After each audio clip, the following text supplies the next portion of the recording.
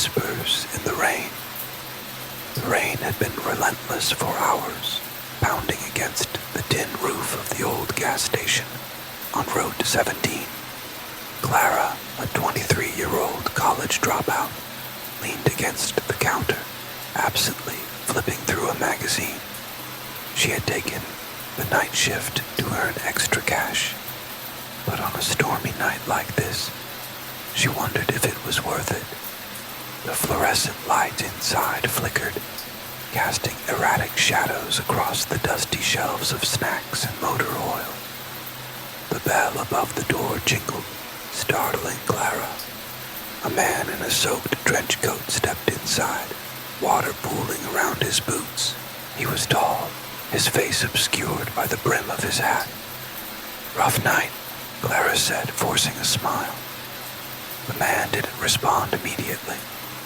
Instead, he scanned the room, his movements deliberate, almost predatory. Finally, he muttered, "Just gas." He placed a crumpled $20 bill on the counter and walked back out into the storm without another word. Clara watched him through the rain-streaked window as he pumped gas into an old rusted truck. Something about him unsettled her, but she couldn't pinpoint why. She shook it off, convincing herself it was just the storm playing tricks on her nerves. Minutes later, the truck rumbled away, disappearing into the darkness. Clara let out a breath she didn't realize she'd been holding, but her relief was short-lived. The bell jingled again. She looked up, expecting another customer, but the doorway was empty. Cold air rushed in, sending a shiver down her spine. She stepped around the counter to close the door, but as she reached for it, she noticed muddy footprints leading from the entrance toward the back of the store. "Hello," she called, her voice trembling. No answer. Grabbing a flashlight from the counter, Clara followed the footprints. They led to the storage room, a place she rarely ventured into. The door was ajar, the darkness inside impenetrable. She hesitated, her heart pounding in her chest, then pushed the door open. The beam of her flashlight swept across the room, illuminating rows of shelves stacked with supplies. In the corner, she saw a figure crouched low, its back to her. The air grew heavy, the sound of rain muffled as if the storm itself was holding its breath. "Sir," Clara whispered, her voice barely audible. The figure shifted, and Clara's flashlight flickered, casting the room into brief darkness. When the light stabilized, the figure was gone. Clara stumbled back, her pulse racing. She bolted out of the storage room, slamming the door shut behind her.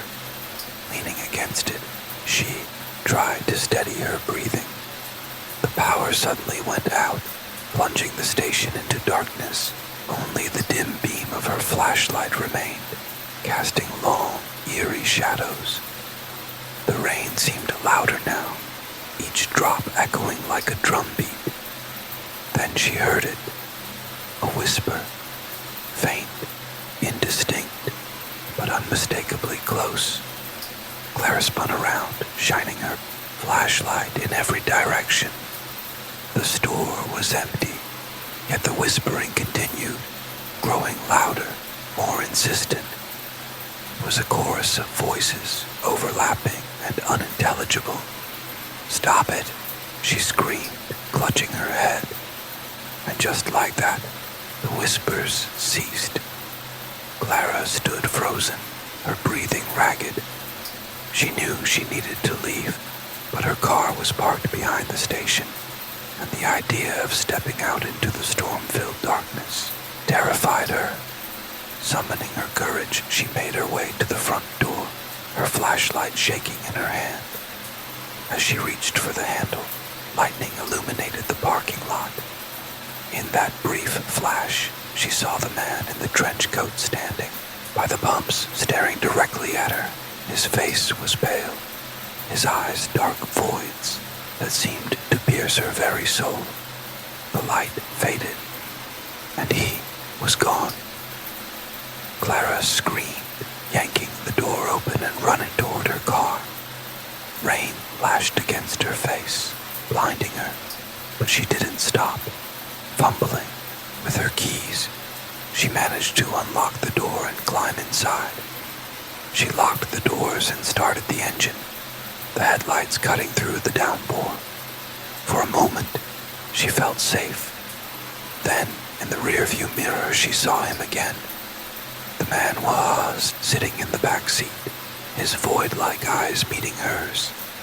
Clara's scream was lost in the roar of the storm. The midnight passenger. The highway stretched endlessly under the inky black sky, illuminated only by the glow of Joshua's headlights. He'd been driving for hours, trying to stay awake with a mix of gas station coffee and adrenaline. The empty road felt like it belonged to another world, a liminal space where time didn't quite exist.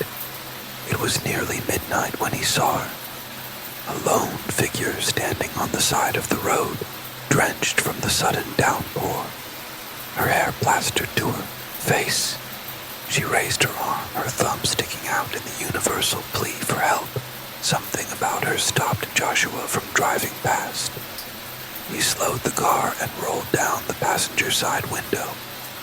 "Need a ride?" The woman nodded, her expression unreadable. Without a word, she climbed into the passenger seat, dripping water onto the worn upholstery. She was young, maybe mid-20s, with pale skin and eyes that seemed too large for her face. "Thanks," she murmured, her voice barely audible over the rain. "No problem," Joshua replied, trying to sound casual. "Where are you headed?" She hesitated. "Just down the road." Joshua shrugged and pulled back onto the highway.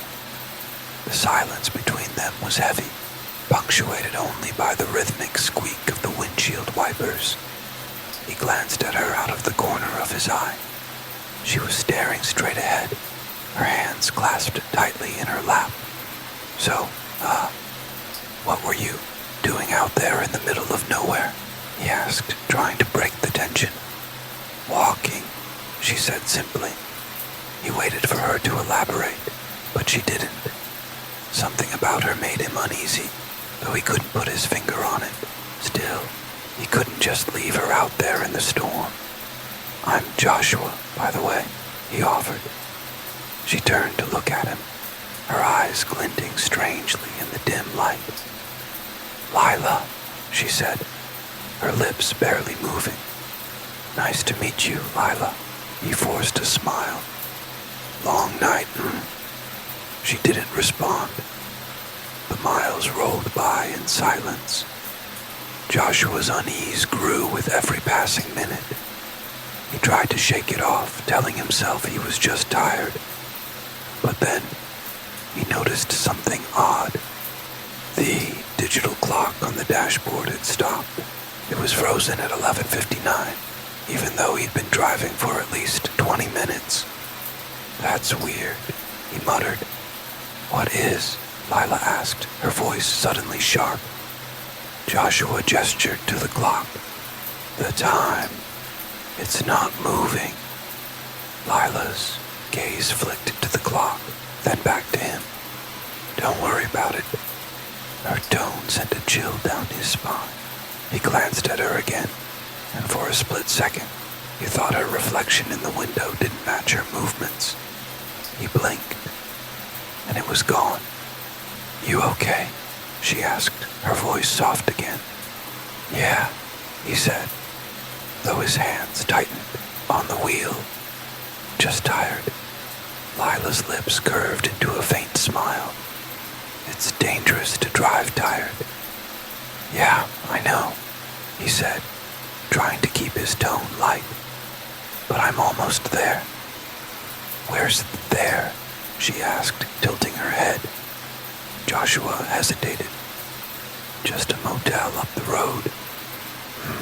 She said, her eyes drifting back to the road ahead. They drove in silence for a few more miles. The rain began to lighten, and Joshua's tension eased slightly. But just as he started to relax, Lila spoke again. "Do you believe in ghosts?" she asked, her tone casual. Joshua laughed nervously. Not really." "Why?" "No reason," she said, her smile widening. "Just curious." Before he could respond, a figure appeared in the middle of the road, illuminated by the headlights. Joshua slammed on the brakes, the car skidding to a halt. His heart pounded as he stared at the empty road. There was no one there. "Did you see that?" he asked, his voice shaking. Lila didn't answer. When he turned to look at her, the passenger seat was empty. Water dripped from the fabric where she'd been sitting, but she was gone. Joshua sat frozen, his mind racing. He glanced at the clock. It still read 11:59. The sound of laughter filled the car, soft and chilling. He whipped his head around, but the back seat was empty. The laughter grew louder, echoing in his ears. The headlights flickered, and the car's engine sputtered. In the rearview mirror, he saw her, Lila, sitting in the back seat, her eyes glowing like twin orbs of light. "You should have kept driving," she whispered. The car's lights went out, plunging him into darkness. The last thing Joshua heard was the sound of rain and Lila's laughter echoing through the void. The midnight passenger. The highway stretched endlessly under the inky black sky, illuminated only by the glow of Joshua's headlights. He'd been driving for hours, trying to stay awake with a mix of gas station coffee and adrenaline. The empty road felt like it belonged to another world, a liminal space where time didn't quite exist. It was nearly midnight when he saw her, a lone figure standing on the side of the road, drenched from the sudden downpour, her hair plastered to her face. She raised her arm, her thumb sticking out in the universal plea for help. Something about her stopped Joshua from driving past. He slowed the car and rolled down the passenger side window. "Need a ride?"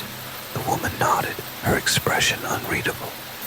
Without a word, she climbed into the passenger seat, dripping water onto the worn upholstery.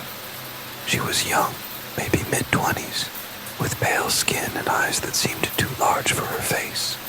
"Thanks," she murmured, her voice barely audible over the rain. "No problem," Joshua replied, trying to sound casual. "Where are you headed?" She hesitated. "Just down the road." Joshua shrugged and pulled back onto the highway. The silence between them was heavy, punctuated only by the rhythmic squeak of the windshield wipers. He glanced at her out of the corner of his eye. She was staring straight ahead, her hands clasped tightly in her lap. "So, what were you doing out there in the middle of nowhere?" he asked, trying to break the tension. "Walking," she said simply. He waited for her to elaborate, but she didn't. Something about her made him uneasy, though he couldn't put his finger on it. Still, he couldn't just leave her out there in the storm. "I'm Joshua, by the way," he offered.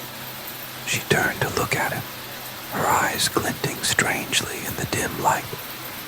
"Lila," she said, her lips barely moving. "Nice to meet you, Lila." He forced a smile. "Long night, huh?" She didn't respond. The miles rolled by in silence. Joshua's unease grew with every passing minute.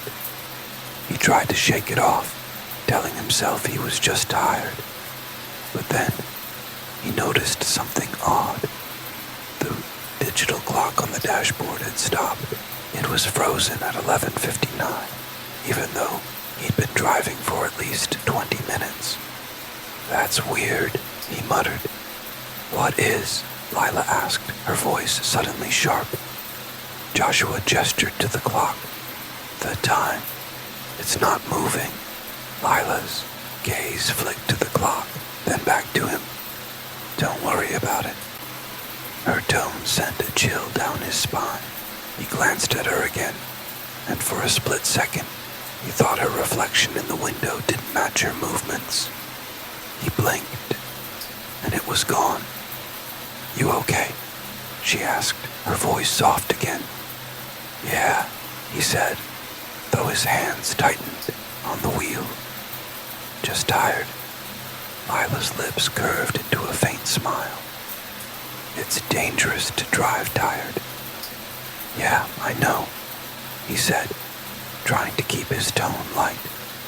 But I'm almost there. Where's there? She asked, tilting her head. Joshua hesitated. Just a motel up the road.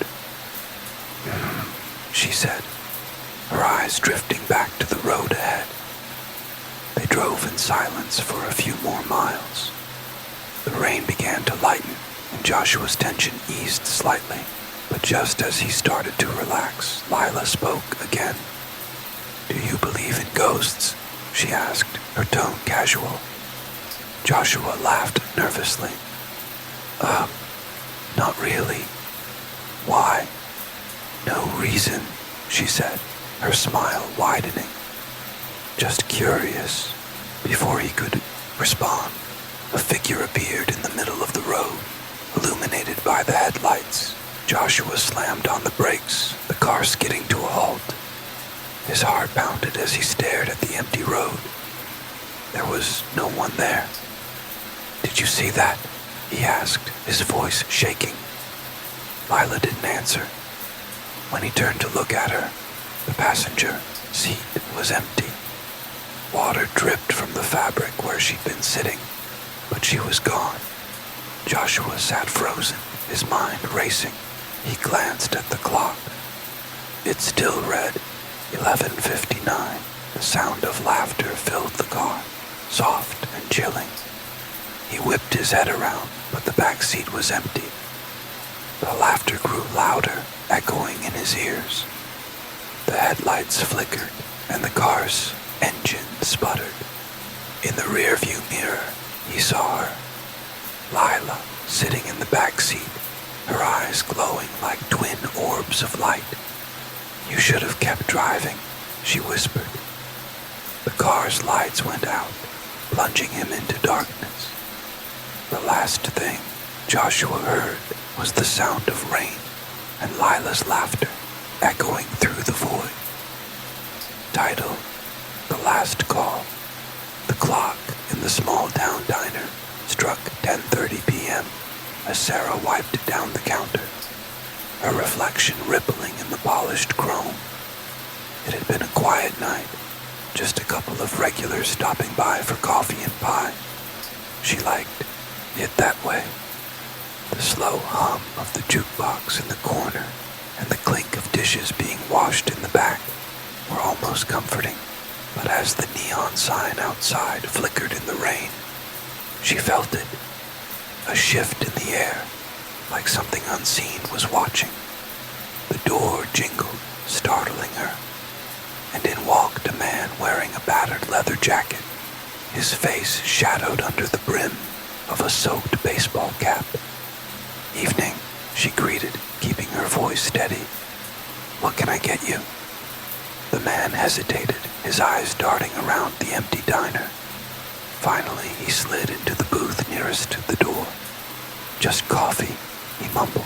Sarah nodded and poured a steaming cup, watching him out of the corner of her eye. Something about him didn't sit right. Maybe it was the way his hands shook when he reached for the cup, or the nervous glance he kept throwing toward the window. Rough night? She asked, attempting small talk. He didn't answer immediately. When he finally looked up, his eyes were dark and intense. You could say that. The uneasy silence stretched between them. Sarah busied herself wiping down the counter again, but her mind raced. She'd seen strangers come and go, but this one, This one felt different. Dangerous, maybe. The man's phone buzzed on the table, breaking the quiet. He picked it up, glanced at the screen, and cursed under his breath. "Everything okay?" Sarah ventured. He stood abruptly, pulling a crumpled bill from his pocket and tossing it on the table.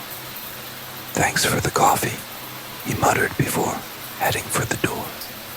Before she could process what was happening, another man stepped into the diner. This one wore a dark suit, the kind you'd see in a courtroom or a high-end office. His shoes gleamed, and his expression was calm but cold. "Evening," he said, flashing her a smile that didn't reach his eyes. "You see a guy in here, leather jacket, baseball cap." Sarah's heart skipped a beat. Her instinct screamed to lie, to protect the man who'd just left.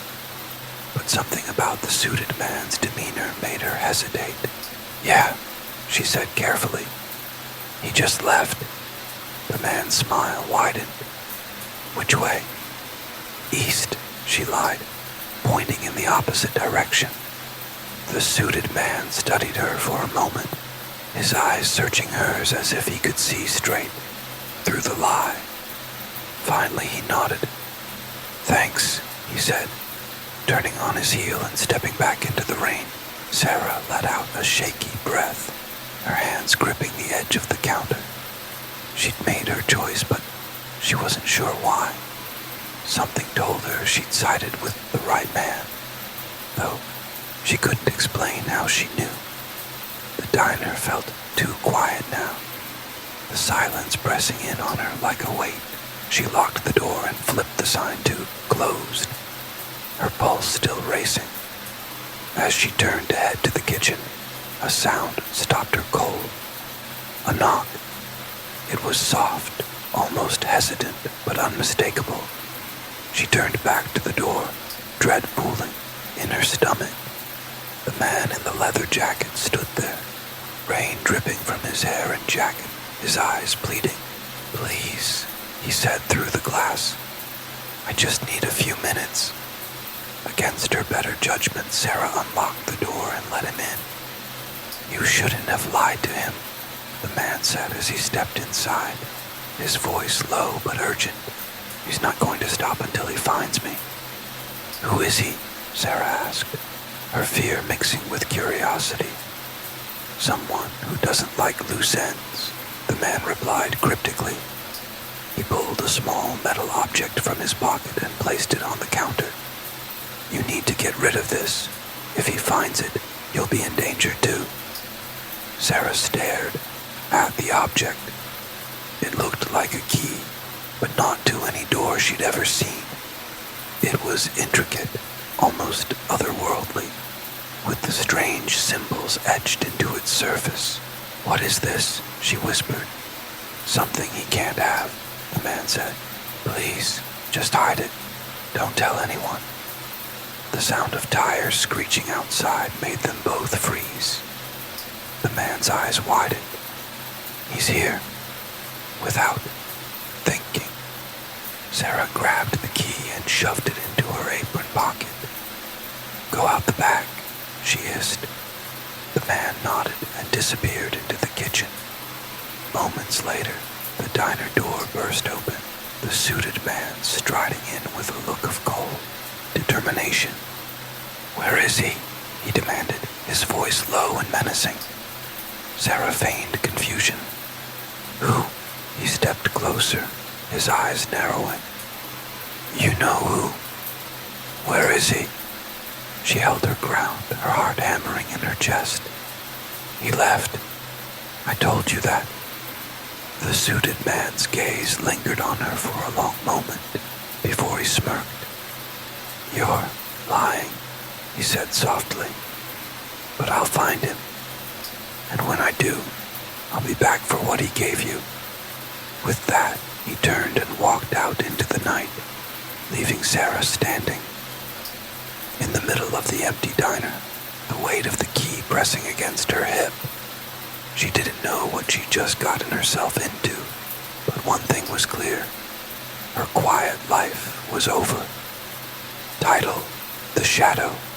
Beneath the pines, the sun was sinking behind the jagged peaks of the Rockies when Emily pulled into the small Colorado town of Pine Hollow. The place felt timeless, its main street lined with weathered buildings and a single traffic light swaying in the evening breeze. She'd come here for solitude, hoping the cabin she'd rented would help her finish her overdue manuscript. The locals, however, seemed uneasy when she mentioned the address. That cabin, the gas station attendant had asked, his brow furrowing. Hope you've got a strong stomach. Folks say it's haunted. Emily had laughed it off. Ghost stories were just small-town folklore, the kind of thing people whispered to pass time. But as she drove up the winding dirt road to the cabin, unease crept into her chest. The towering pines cast long shadows, and the wind through their branches sounded almost like whispers. The cabin itself was rustic but charming, with a stone chimney and a porch that overlooked a dense forest. Inside, the air was musty, as though it hadn't been lived in for years. She unpacked quickly, setting up her laptop on a worn wooden desk by the window. Outside, the night fell fast, and soon the only light came from her desk lamp and the full moon hanging low in the sky. Hours passed as she typed, her fingers moving rhythmically across the keyboard. The story was flowing, and for the first time in weeks, she felt focused. But then she heard it, a soft creak, like a footstep, coming from the floorboards behind her. Emily froze. She turned slowly, her breath catching in her throat. The cabin was empty, just as she'd left it. She shook her head, laughing nervously. "It's an old house," she muttered. "It's just settling." Returning to her work, she tried to ignore the nagging feeling that she wasn't alone. But then came another sound, this time louder. A thud, as if something heavy had fallen. Upstairs. Gripping her phone, Emily climbed the narrow staircase, each step groaning under her weight. The upstairs was even colder than the main floor, and the air felt heavy. She pushed open the door to the bedroom, her heart pounding. Nothing. The room was as she'd left it, the bed neatly made, and her suitcase resting in the corner. But then she noticed something that hadn't been there before. A single handprint, faint and smudged on the dusty window pane. Emily's stomach churned. She backed out of the room, her eyes darting to every shadow. Downstairs, she locked the door and double-checked the windows. "It's nothing," she told herself, though her voice sounded hollow. "Just my imagination." She tried to work again, but her focus was shattered. Every creak, every rustle of wind made her jump. Finally, she decided to call it a night. Climbing into bed, she pulled the blankets tight around her, the loaded silence pressing down on her like a weight. It was some time past midnight when she woke to the sound of whispers.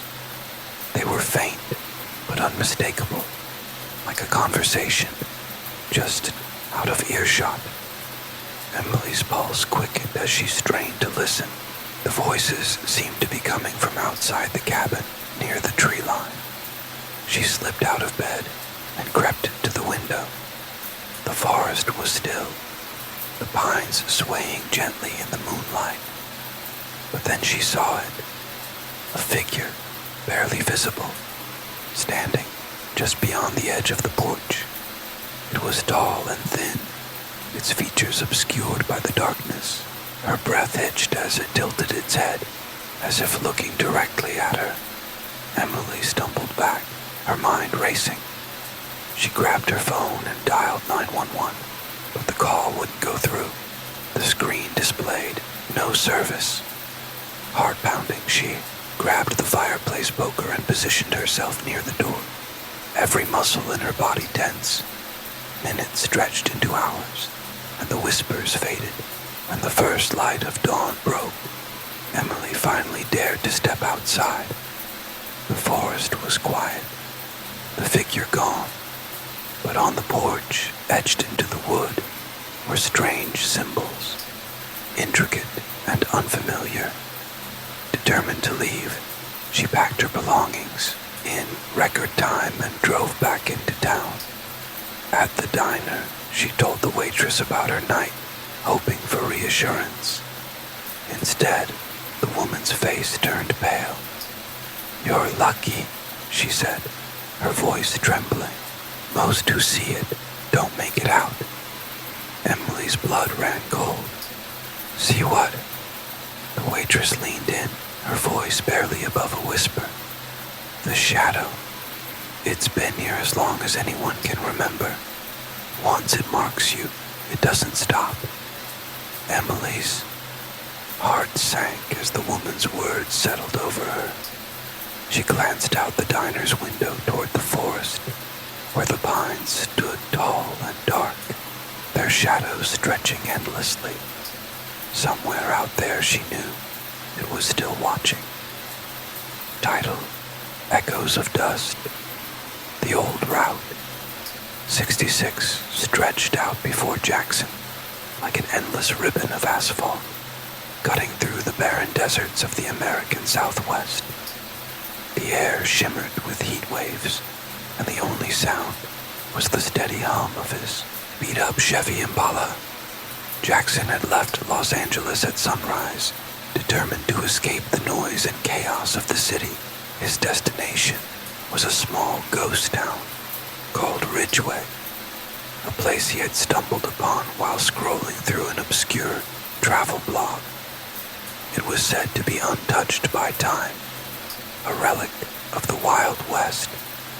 By the time Jackson reached the outskirts of Ridgeway, the sun hung low in the sky, casting long shadows over the desolate landscape. The town appeared as a mirage, a cluster of weathered wooden buildings huddled together against the encroaching desert. A faded sign at the entrance read, "Welcome to Ridgeway. Population 0. He parked his car near what looked like an old saloon and stepped out. The silence was oppressive, broken only by the crunch of his boots on the dusty ground. As he wandered down the main street, Jackson felt a strange pull, as if the town itself was alive and watching him. The saloon doors creaked in the wind, and a weathered rocking chair swayed on a porch, with no one to push it. Jackson entered the saloon, the air inside thick with the scent of aged wood and dust. Sunlight filtered through the cracked windows, illuminating a long-abandoned bar lined with empty bottles. A piano sat in the corner, its keys yellowed with time.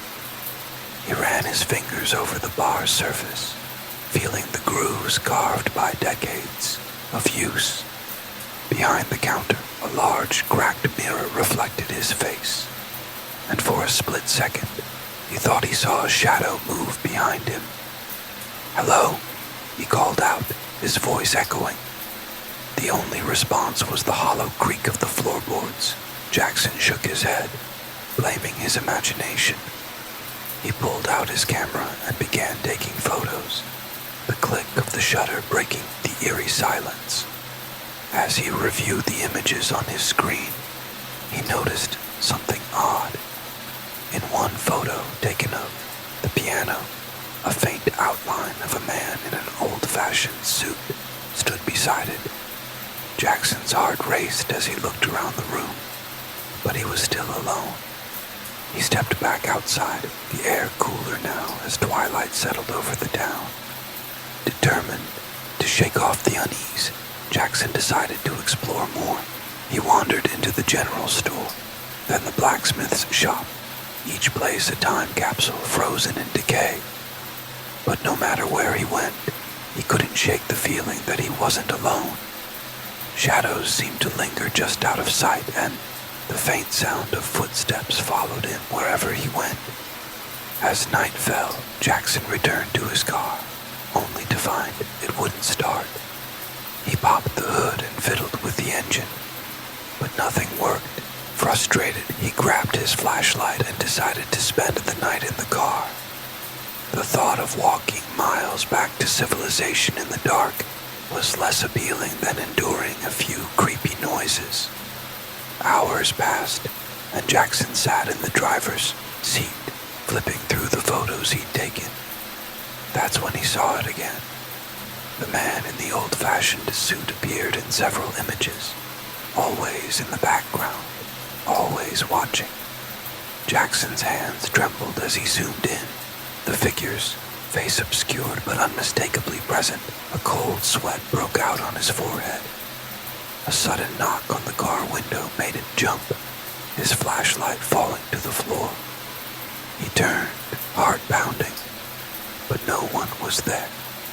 The desert was empty, bathed in the pale glow of the moon. Jackson locked the doors, his breath coming in shallow gasps. He told himself it was just the wind, just his nerves, just... The knock came again, louder this time, and then, from the darkness, a voice. "You shouldn't be here." Jackson's blood ran cold. He fumbled for his flashlight, shining it into the night. A figure stood just beyond the beam of light, its edges blurred and indistinct. "Who are you?" Jackson demanded, his voice shaking. The figure stepped closer, and Jackson's flashlight flickered, the bulb struggling against an unseen force. When the light steadied, the figure was gone, but the voice remained, whispering from all around him, a chorus of warnings and regrets. Terrified, Jackson bolted from the car, his flashlight swinging wildly as he ran. He didn't know where he was going, only that he needed to get away. The shadows seemed to stretch and grow, reaching for him, their whispers growing louder. He stumbled into the saloon, slamming the doors shut behind him. The room was no longer empty. Figures filled the space, men and women dressed in tattered 19th century clothing, their faces pale and expressionless. They turned to him in unison, their eyes dark voids. At the center of the room stood the man in the suit, his gaze piercing and cold. "Why did you come here?" the man asked, his voice deep and resonant. "I didn't mean to," Jackson stammered. "I was just exploring." "This town is not yours to explore," the man said, stepping closer. "It belongs to the past, and the past does not take kindly to intruders." Jackson backed away, his heart hammering in his chest. The figures closed in, their movements slow but deliberate. The man in the suit raised a hand, and darkness enveloped the room. When Jackson woke, the sun was rising, and he was lying on the ground outside the saloon. His car started without issue, and the town was as empty as when he had arrived. But as he sped down Route 66, he couldn't shake the feeling that he wasn't alone. In the rearview mirror, just for a moment, he thought he saw a shadow in the back seat. He didn't look again. Title: The Curse of Hollow Creek. The village of Hollow Creek was hidden deep within the woods, a place untouched by modernity. The dirt roads, wooden houses, and a single crumbling church gave it an eerie charm. Few outsiders visited, and the villagers liked it that way. Stories of strange happenings had circulated for generations, and travelers often avoided the place altogether. Emma, a journalist with a penchant for uncovering local legends, found herself drawn to Hollow Creek. She'd heard rumors of the Whispering Woods, a part of the forest where people claimed to hear voices calling their names. Determined to write a feature that would launch her career, Emma packed her camera and notebook and set out for the secluded village. When she arrived, the villagers' reactions were less than welcoming. Eyes peered out from behind curtains, and conversations hushed as she passed. At the village's only inn, the elderly innkeeper, Martha, warned her. "People don't come back from the woods, dear," Martha said, her gnarled fingers clutching her rosary. "It's not just stories. It's a curse." Emma smiled politely but dismissed the warning as superstition. She'd heard similar tales in other small towns, always exaggerated for effect. That night, as she sat in her room, the wind howled outside, and the branches of the ancient oaks tapped against the window like skeletal fingers. Despite the unsettling atmosphere, Emma's curiosity only grew. The next morning, armed with her camera and a sense of adventure, she ventured into the whispering woods. The air grew colder as she walked deeper into the forest, and the sunlight struggled to penetrate the dense canopy above. The stillness was unnerving, broken only by the crunch of leaves underfoot. Hours passed, and Emma began to hear it, soft whispers barely audible, like the murmurs of a distant crowd. She stopped, holding her breath, straining to make out the words. Emma. Her name, carried on the wind, sent a chill down her spine. She spun around, expecting to see someone, but the forest was empty. She shook her head, convincing herself it was just her imagination. Yet, the whispers persisted, growing louder, more insistent. Emma, come closer. Despite her fear, Emma pressed on, drawn by an inexplicable force. The whispers seemed to guide her to a clearing where an ancient stone well stood, covered in moss and vines. The air around it felt heavy, charged with an unnatural energy. Her heart raced as she approached, her camera ready to capture whatever she found. As she peered into the well, a sudden gust of wind blew, and the whispers turned into a cacophony of voices, screaming and wailing. She stumbled back, dropping her camera.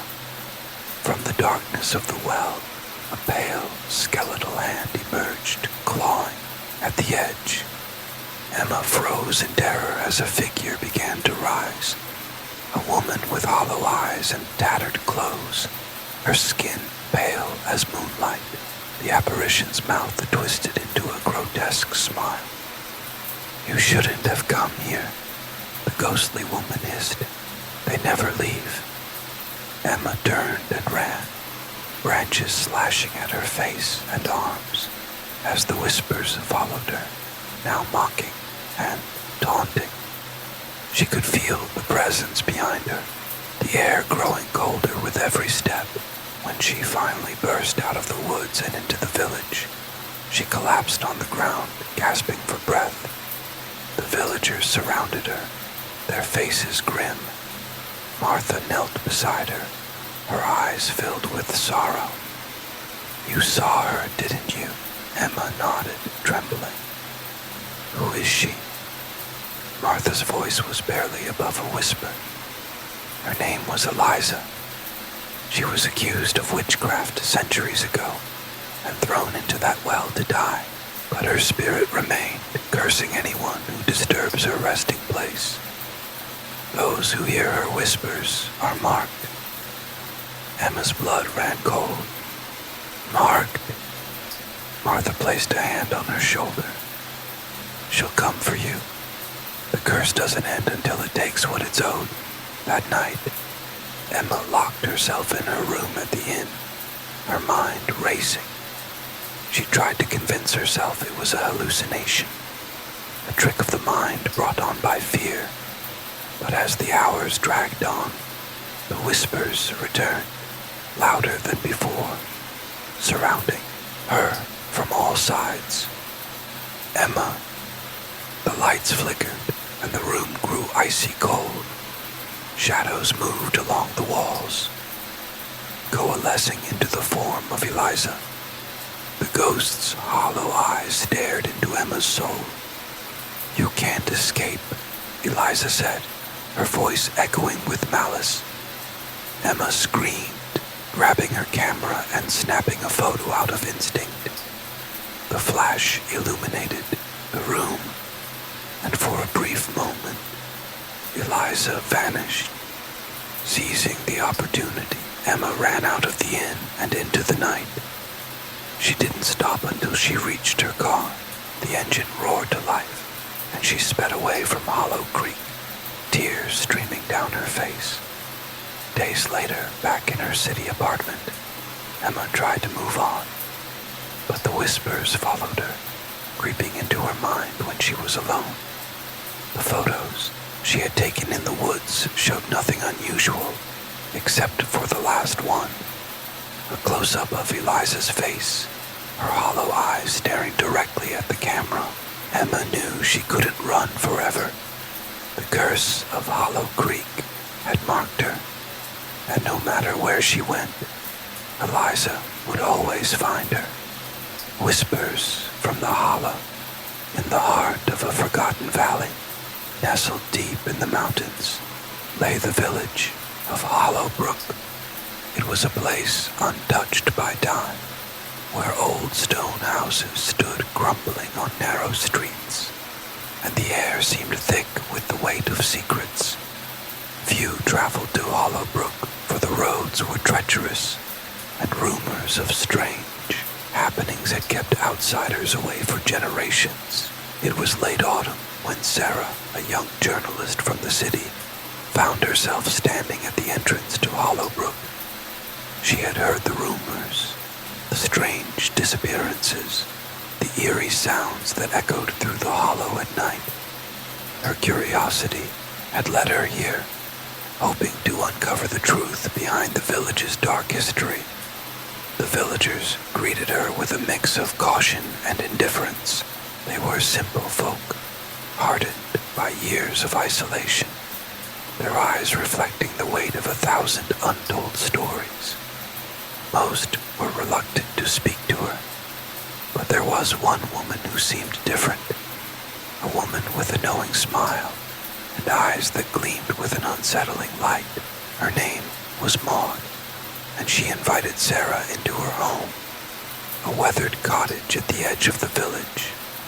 Inside, the air was thick with the scent of herbs and something faintly metallic. The walls were covered in faded photographs of people Sarah had never seen. Maud watched her intently as she sat down. "You're here because you've heard the stories," Maud said, her voice soft, but laced with something dark. "You want to know what happened to the people who disappeared. But be careful, child. Some stories are better left untold." Sarah's heart raced. What happened to them? Where did they go? Maud leaned in closer, her voice barely a whisper. "They went into the hollow. The hollow takes what it wants. It's hungry. It's always hungry." Sarah's skin prickled. "What do you mean? Is it a curse?" Maud chuckled, a dry, rasping sound. "Not a curse, no. The hollow is not something you can curse. It's a place that lives, it breathes, it waits, and once it has your soul, it keeps you forever." The room fell silent. The shadows seemed to grow longer, stretching across the walls. Sarah wanted to ask more, but Maud's words hung in the air like a weight, pressing down on her chest. She couldn't shake the feeling that something was watching her, something unseen. That night, after the villagers had gone to bed, Sarah ventured out to the hollow. The village seemed to hold its breath as she crossed the threshold of the forest that bordered Hollow Brook. The trees towered over her, their twisted branches casting long shadows on the ground. The air grew colder with every step, and the silence was absolute, save for the occasional rustle of leaves. As she walked deeper into the woods, a faint whisper seemed to drift on the wind, just beyond the edge of her hearing. It was as if the trees themselves were speaking, but no words could be made out.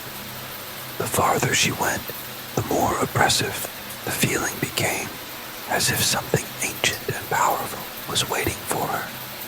Suddenly the ground beneath her feet gave way, and Sarah tumbled into a hidden hollow.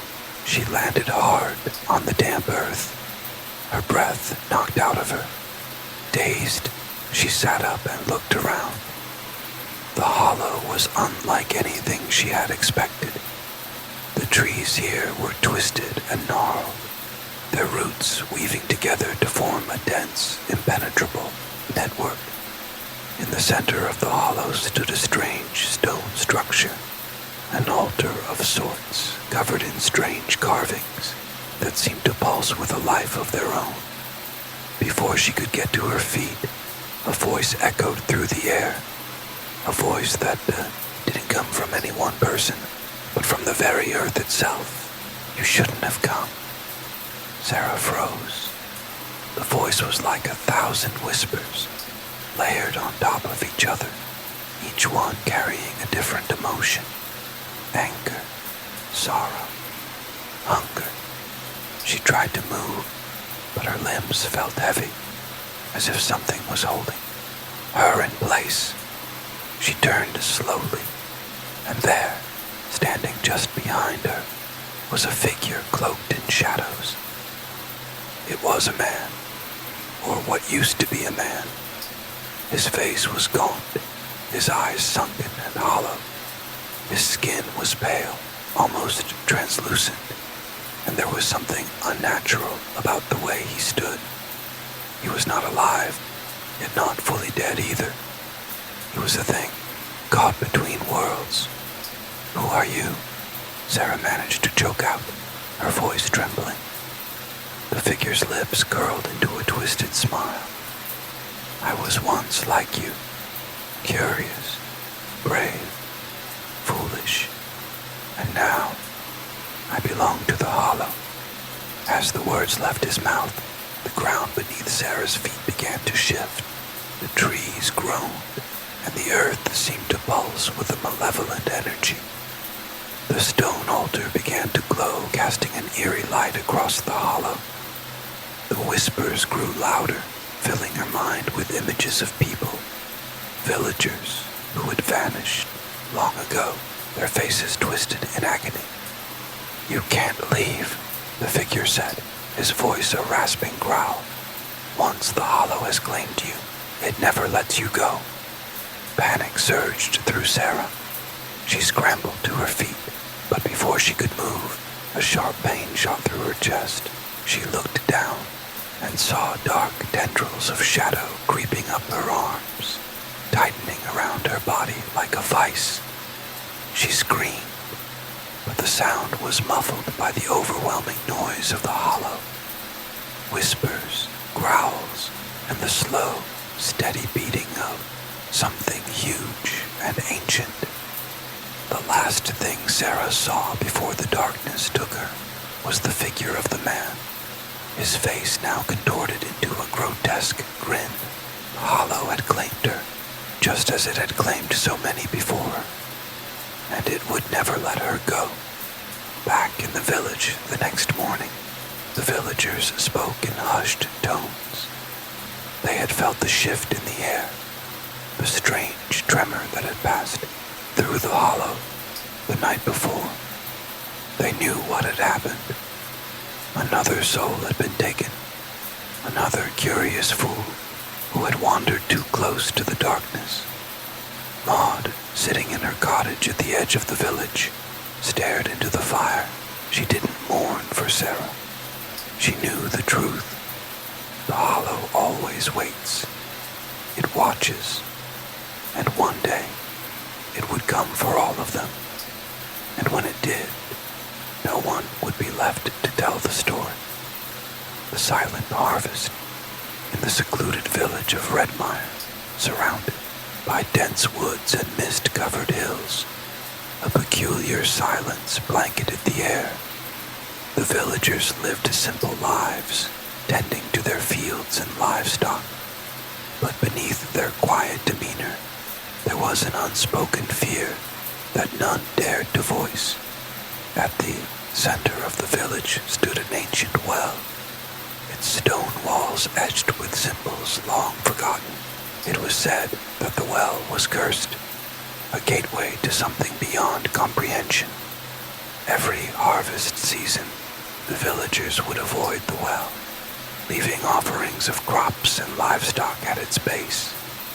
None could explain why they did this, only that it was necessary.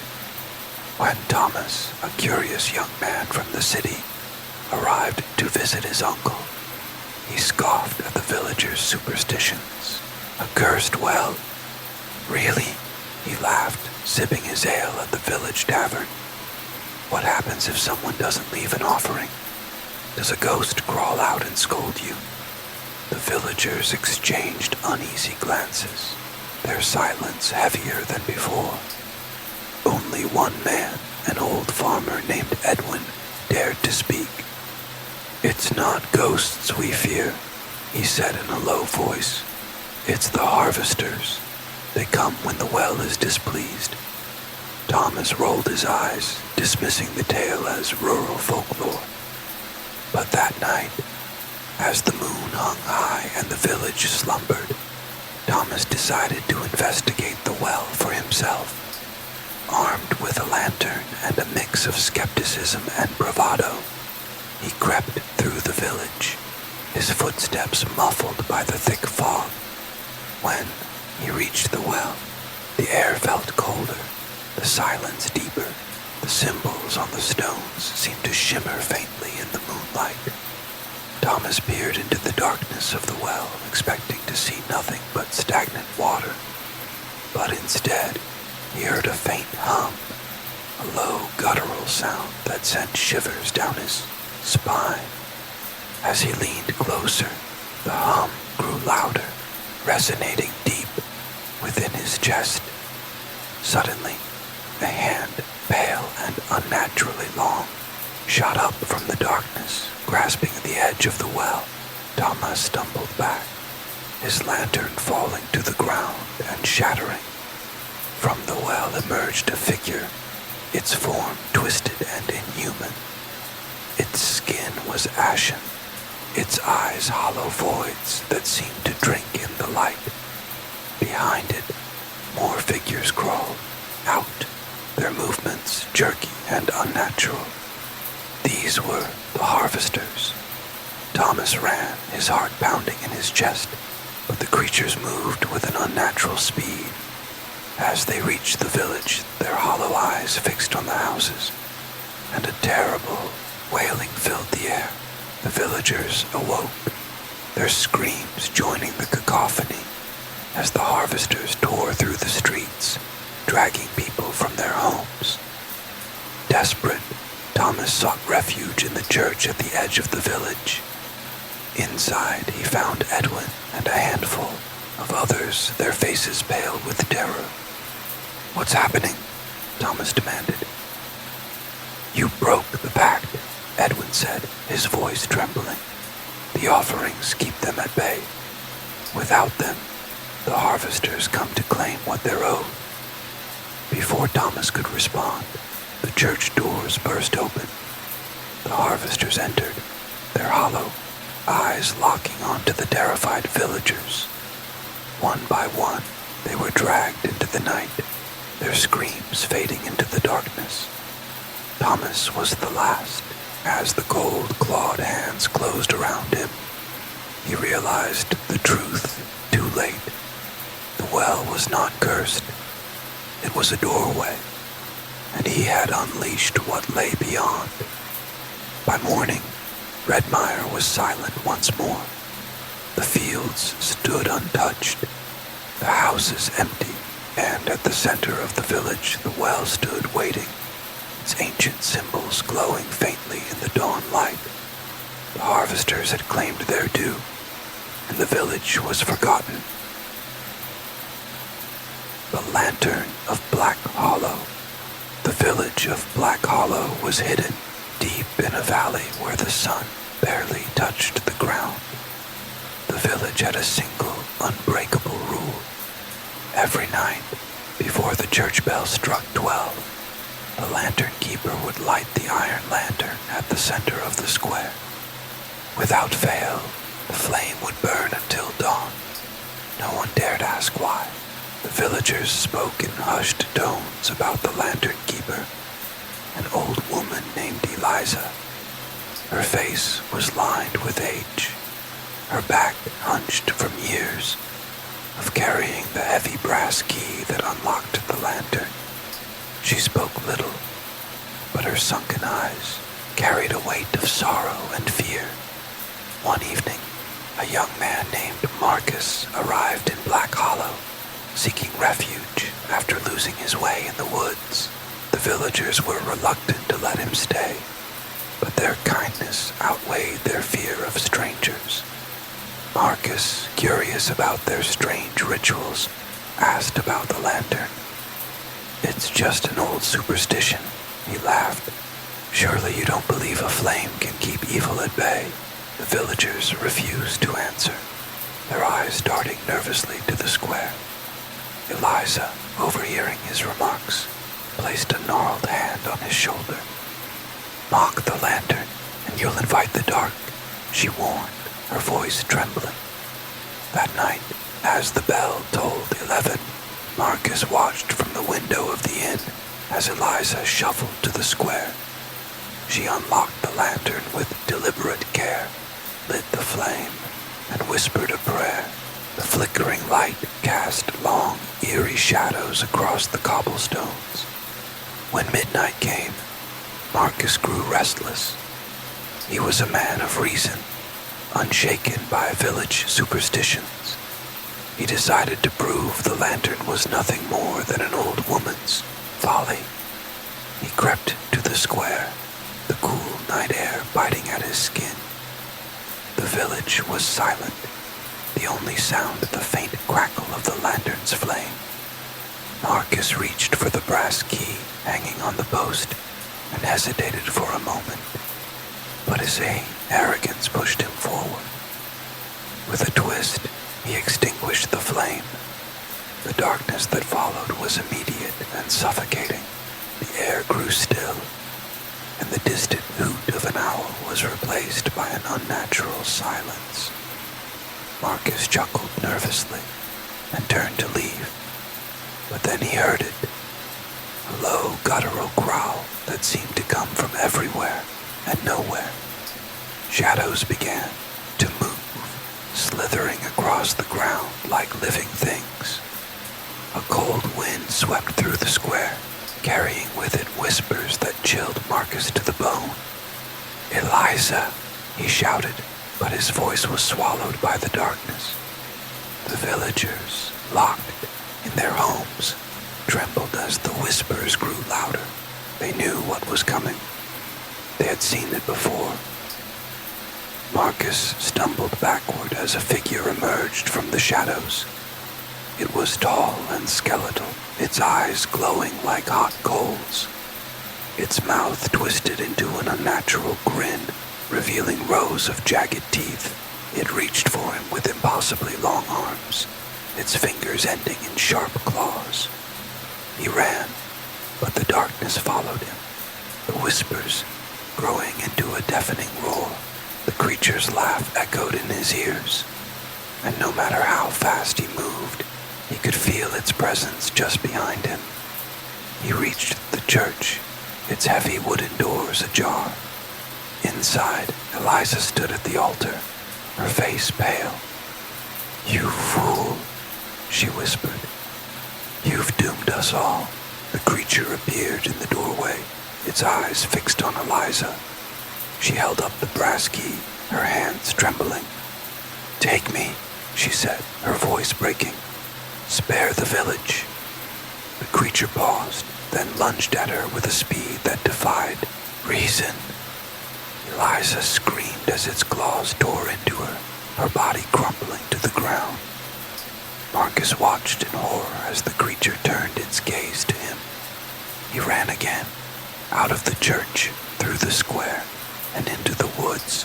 Behind him, the village was consumed by darkness. By dawn, Black Hollow was gone. The village square was empty, the houses reduced to rubble. All that remained was the iron lantern, its brass key hanging motionless in the cold morning breeze. Marcus was never seen again, but travelers who ventured too close to the valley claimed they could hear whispers in the wind, calling them toward the shadows of Black Hollow. The curse of Whispering Grove, deep in the heart of the Amazon jungle, where sunlight barely pierced the thick canopy, lay a stretch of forest known to locals as the Whispering Grove. Stories of its cursed nature passed through generations, of explorers entering its shadows and never returning. The natives spoke of ancient spirits guarding something too terrible to uncover. But these warnings only fueled the curiosity of outsiders. Ethan, a seasoned archaeologist, dismissed the tales as folklore. Along with his team, Maria, a botanist, and Daniel, an eager photographer, they ventured into the jungle in search of a rumored temple. The trio had heard whispers of the temple's treasures, gold idols, and mysterious carvings. To Ethan, this was the discovery that could define his career. As they journeyed deeper, the jungle grew unnaturally quiet. The hum of insects and calls of birds faded until only the sound of their footsteps remained. The air grew heavier, laced with an earthy, decayed scent. Maria paused, her eyes scanning the dense foliage. "Do you hear that?" she asked. "Hear what?" Ethan replied, frowning. Maria tilted her head. There it was, a faint whisper, like the voices carried on the wind. The sound was unintelligible, yet distinctly human. "It's just the wind," Ethan said, brushing it off. But Maria wasn't convinced. The whispers grew louder as they continued, weaving in and out of the rustling leaves. Daniel, usually talkative, fell silent, gripping his camera tightly. Hours later, they found it. The temple stood in a clearing, its moss-covered stones rising like jagged teeth from the earth. Carvings of twisted faces adorned the entrance, their hollow eyes seeming to follow the group as they approached. "This is it," Ethan said, awe in his voice. He stepped forward, but Maria hesitated. "I don't like this," she muttered, her gaze fixed on the carvings. "Something's wrong. Superstition," Ethan scoffed, waving her concern away. The team entered the temple, their flashlights cutting through the oppressive darkness. The air inside was cold and damp, and the walls seemed to pulsate with life, as though the stone itself was breathing. The whispers followed them, growing louder with every step. At the center of the temple, they found a chamber filled with golden relics. In the middle stood an ornate idol, carved from black stone, its face contorted in a grimace of pain. Ethan's eyes lit up. "This is it," he said, reaching for the idol. "No," Maria shouted, grabbing his arm. "We shouldn't touch anything." Ethan shook her off. "It's just a statue. Don't let ghost stories scare you." As soon as his hands touched the idol, the whispers erupted into screams. The ground trembled, and the air grew colder. Ethan stumbled back, the idol clutched in his hands. "Let's go," Daniel said, his voice shaking. They ran from the temple, but the jungle had changed. The The once familiar paths twisted and turned in impossible ways, leading them in circles. The trees seemed alive, their branches reaching for them like skeletal hands. Then the shadows came. They moved between the trees, humanoid shapes with glowing eyes and mouths that emitted the dreadful whispers. "Keep moving," Ethan shouted, but the shadows closed in. Maria screamed as one of the figures lunged at her. Its touch was icy, and she fell to the ground, her face pale and lifeless. "Maria!" Daniel cried, but there was no time to mourn. He and Ethan ran, the whispers now deafening. They stumbled into another clearing, where a massive tree stood, its trunk carved with faces identical to the ones on the temple. Ethan fell to his knees, clutching the idol. "We have to put it back," Daniel shouted. Ethan hesitated. It's mine," he said, his voice trembling. Daniel grabbed the idol and sprinted toward the jungle, but the shadows descended upon him. He screamed as they consumed him, his body disintegrating into the dark. Ethan, alone and terrified, held the idol tightly. The whispers surrounded him, a chorus of anger and sorrow. "You took what was ours," the voices hissed. Ethan screamed, but the shadows enveloped him, dragging him into the earth. The jungle fell silent once more, the only evidence of their presence a broken flashlight and the faint echo of whispers. By morning, the Whispering Grove reclaimed the temple, hiding its secrets from the world, and the idol, now resting at the temple's entrance, awaited its next victim. The shadows of Ravenwood. Ravenwood was a village swallowed by mist, nestled in a valley where the sun never seemed to shine. The villagers lived in fear of the dusk, for when the light faded, the shadows grew alive. Legends spoke of the Hollow, once dark figures that emerged from the woods each night to claim a soul. Every evening, the villagers would lock their doors, draw their curtains, and light their hearths. A bell in the village square would toll twice at sunset, warning all to remain indoors. No one dared to break the rule, except Thomas. Thomas was a blacksmith's apprentice, known for his stubbornness and disbelief in old tales. When his friend, Eliza, vanished during a hunting trip, the villagers said she had fallen victim to the Hollow Ones. Thomas refused to believe it. "She's lost in the woods and you're all too scared to help," he spat. The elders warned him not to search for her after dark.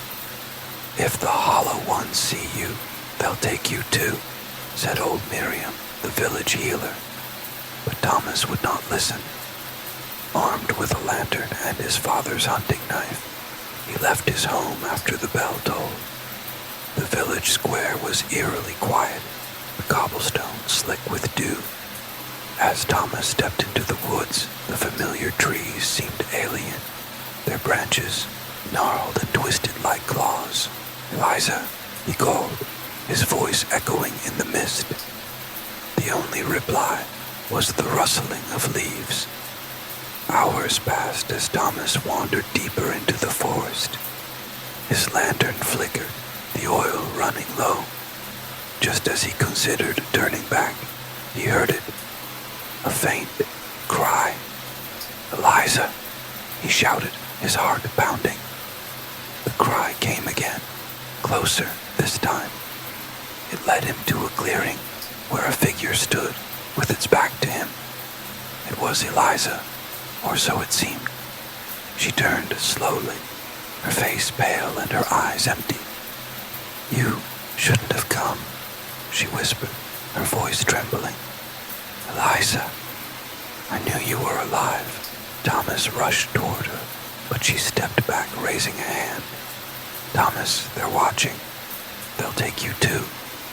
Before he could respond, the shadows around them began to move. Shapes emerged from the darkness, tall, faceless figures with glowing white eyes. The Hollow Ones. Thomas froze as the figures surrounded them. Their movements were slow but deliberate, their presence suffocating. The air grew icy, and the light from his lantern dimmed. "Run!" Eliza screamed, shoving him backward. Thomas stumbled but managed to catch his footing. "I'm not leaving you," he yelled. "You have to," she cried. "It's too late for me." The Hollow Ones closed in, their long, shadowy limbs reaching for her.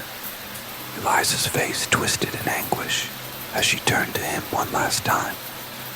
"Don't. Look back, Thomas. Go." Tears streamed down his face as he ran, the sounds of her screams echoing behind him. The forest seemed endless, the trees warping and shifting as if trying to trap him. The shadows followed, their whispers growing louder, promising him safety if he just stopped running. Finally, Thomas burst out of the woods and into the village square. He collapsed to his knees, gasping for air. The bell tower loomed above him, its shadow stretching long in the moonlight. The villagers emerged from their homes, their faces pale and drawn. "You broke the rule," old Miriam said, her voice filled with despair. "They took her," Thomas choked out. "I couldn't save her." The villagers said nothing, their gazes fixed on the woods. The mist swirled at the forest's edge, and for a brief moment, Thomas thought he saw Eliza standing there, her hollow eyes staring back at him.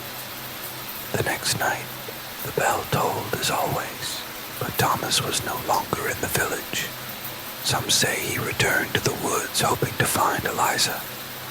Others believed the Hollow Ones came for him.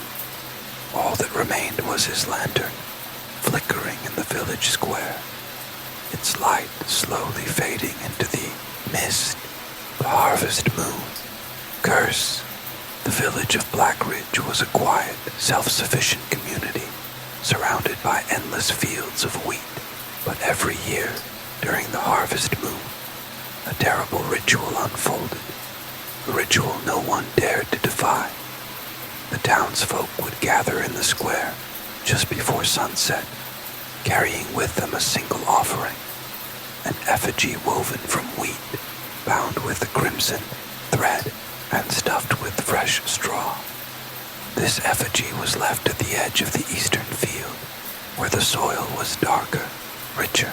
It was called the Keeper's Ground. "Why do we do this?" asked Amelia, a curious teenager who had only lived in Black Ridge for a year. Her family had moved there after her father inherited a distant cousin's farm. "Because if we don't," her father replied sternly, "the fields won't just wither. They'll take us with them." Amelia's skepticism only grew. She watched the villagers scuttle about, their faces pale, their eyes fixed on the rising moon. Her father warned her not to leave the house that night, locking every door and shuttering every window. But Amelia had always been defiant. When midnight came, the harvest moon bathed the fields in an eerie silver light.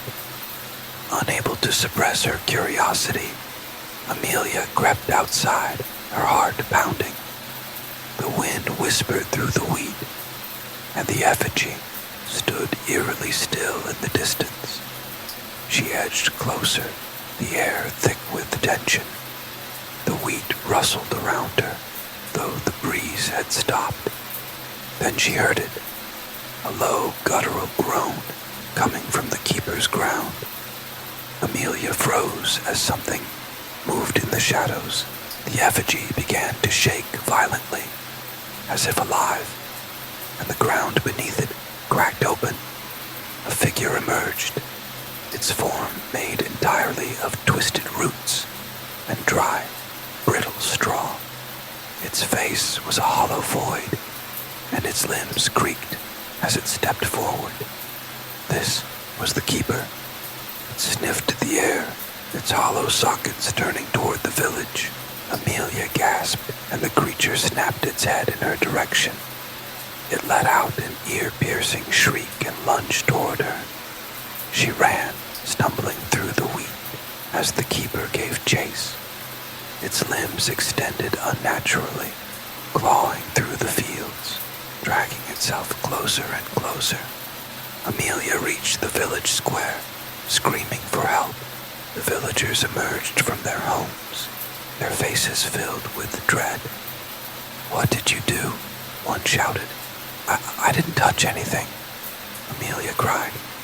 "It doesn't matter," old Ruth, the village elder, said grimly. "You broke the silence of the keeper's ground. It's coming for all of us now." The keeper emerged from the field, its massive form towering over the villagers. The ground trembled as it stepped into the square, and its hollow eyes scanned the terrified crowd. It let out another shriek and raised a clawed hand. "Run!" Ruth shouted, but there was nowhere to hide. The keeper began its harvest. It grabbed villagers one by one, dragging them screaming into the fields. The moonlit wheat seemed to swallow them whole, their cries fading into silence. Amelia and her father ran toward the old church at the edge of the village. Inside, Ruth and a few others had already barricaded the doors. "What do we do?" Amelia asked, her voice shaking. "There's no escaping it," Ruth said. "The keeper only stops when it's satisfied." Amelia looked out the church's small window. The keeper was dragging the last villager into the field, but its gaze lingered on the church. "It knows we're here," Amelia whispered. Suddenly, her father stood. "If it's me it wants, I'll go." "No." Amelia grabbed his arm, but he shook his head. "I broke the rules by moving us here," he said softly. "I should have listened to them." Before anyone could stop him, he stepped outside. The keeper turned to face him, its massive body creaking as it moved. "Take me," her father said, his voice steady. The keeper paused, then lunged. It grabbed him in its straw-like claws and disappeared into the field. As dawn broke, the village was eerily quiet. The wheat stood still, golden in the morning light, as if nothing had happened. But Amelia knew better. She left Blackridge that day, but the memories never left her. And every year, during the harvest moon, she could swear she heard the whispers of the wheat calling her back. The bell tower's secret. In the remote village of Hollow's End, an ancient bell tower stood at the center of the square, its spire stretching high into the foggy skies. The bell was rusted and cracked, and no one could recall the last time it had been rung. Yet every villager knew its purpose. When the bell tolled, it meant danger was near. The elders spoke of a curse bound to the bell tower. Centuries ago, a monk named Ulrich had lived there, tasked with ringing the bell to warn the village of invaders. But during one fateful storm, the tower was struck by lightning while Ulrich stood at its peak. The monk perished instantly, and since that day, the bell only rang when his restless spirit sensed evil. Emma, a young woman who had recently moved to Hollow's End to escape the chaos of city life, found the story amusing. A ghost ringing a bell. That's hardly terrifying, she joked at the tavern one evening. The villagers, however, did not share her humor. "Mock it all you want," said old Garrett, his eyes narrowing. "But when that bell tolls, you'd better run and hide. It's a warning." That night, Emma lay awake in her small cottage on the edge of the village, staring at the ceiling. The wind howled outside, rattling the shutters. Her thoughts drifted to the bell tower and its eerie legend. She laughed to herself. "Superstition," she muttered. At precisely midnight, the air grew unnaturally still. The wind ceased and the village was blanketed in silence. Then, from the distance, the bell tolled, a deep, mournful sound that sent shivers down Emma's spine. She bolted upright in bed, her heart pounding. The bell tolled again and again.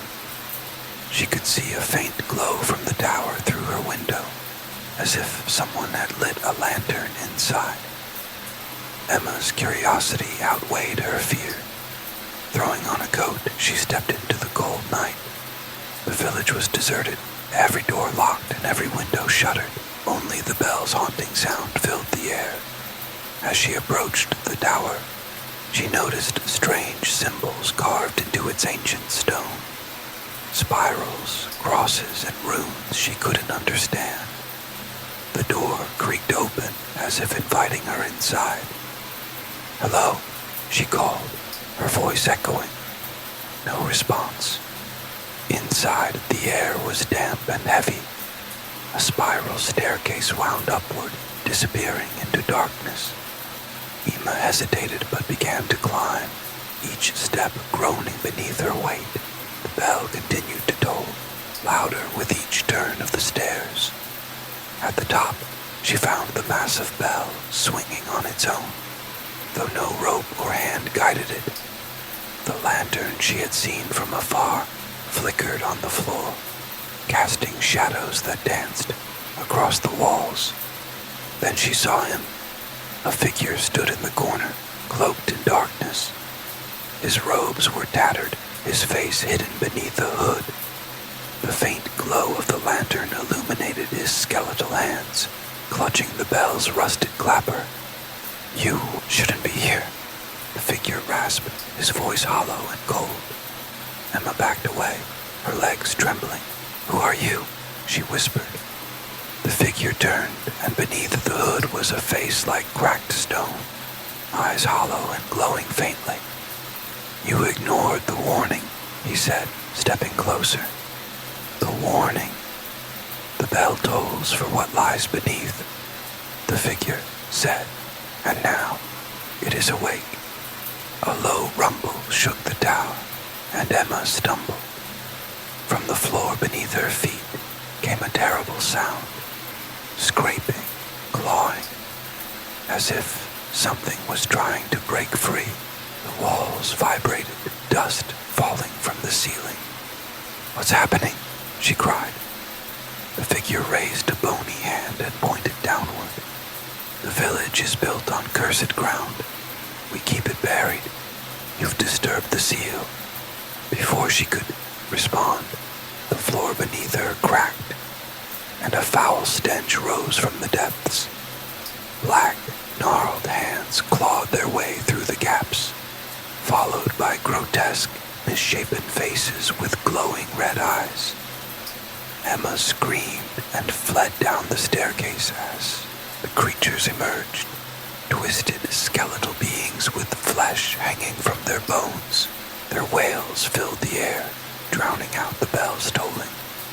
Outside, the village was in chaos.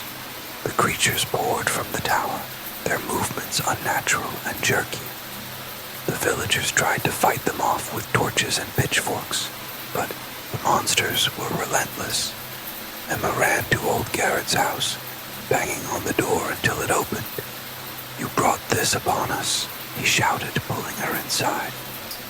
"I didn't know," she cried. "It doesn't matter now. The bell won't stop until the curse is satisfied." "What does that mean?" Garrett's face was grim. "It means someone must go back and silence it. But whoever does won't return." Emma's stomach sank. She had caused this, and she knew what she had to do. Without another word, she grabbed a lantern and ran back toward the tower.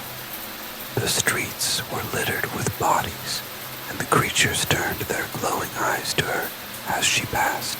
They didn't chase her, as if they knew where she was going. Inside the tower, the bell still swung wildly, its sound deafening. The skeletal figure was gone, but the creatures continued to pour from the cracks in the floor. Emma climbed the stairs, each step feeling heavier than the last. When she reached the top, she grabbed the lantern and swung it against the bell. The glass shattered, and the flames licked at the ancient wood. The fire spread quickly, consuming the ropes and beams. The creatures below screamed as the tower began to collapse. Emma stood beneath the bell as the structure crumbled around her, the fire swallowing everything. When dawn broke, the villagers found the tower reduced to ash. The creatures were gone, the curse seemingly lifted, but Emma's body was never recovered. Some say her spirit lingers where the bell once stood, a warning to those who dared disturb the past. And on quiet nights, when the wind is just right, you can still hear the faint toll of the bell echoing through Hollow's End. The house in the jungle hidden, deep within the dense, uncharted rainforest of South America, there stood a house, abandoned, forgotten, and shrouded in mystery. Its peeling white paint and broken windows whispered of a past long lost to time, but its eerie presence remained undeniable. The locals in the nearest village avoided it, speaking only in hushed tones when its name was mentioned. La Casa del Diablo. When Naomi and her research team arrived in the village, they had no intention of listening to ghost stories. Naomi, an anthropologist with a fascination for ancient civilizations, had come to study the indigenous tribes that had once thrived in this region. Her guide, Juan, warned her time and time again to stay away from the house. Strangers who go near it never return, Juan said, his voice filled with a quiet dread. Naomi chuckled. I'm here for research, not for superstition. We'll be fine. But as they trekked through the thick jungle, the oppressive heat and the suffocating humidity began to weigh on them. The air was thick with the sounds of unseen creatures, an orchestra of birds, insects, and the occasional growl of distant predators. Yet amid all this life, the house in the distance stood eerily silent. The house was about a mile from the village, sitting on a raised patch of land, like a relic from another time. Its tall, rotting frame was surrounded by dense trees, vines hanging like serpents from the branches, and a strange, almost unnatural quiet that seemed to press in from all sides. Naomi felt an unexplainable chill run down her spine as they approached the house. See, it's nothing but an old, abandoned house, Naomi said, trying to shake off the sense of unease. They entered the property, the rusty gates creaking open as if welcoming them. The house loomed ahead, a decaying mansion with windows that seemed to watch them.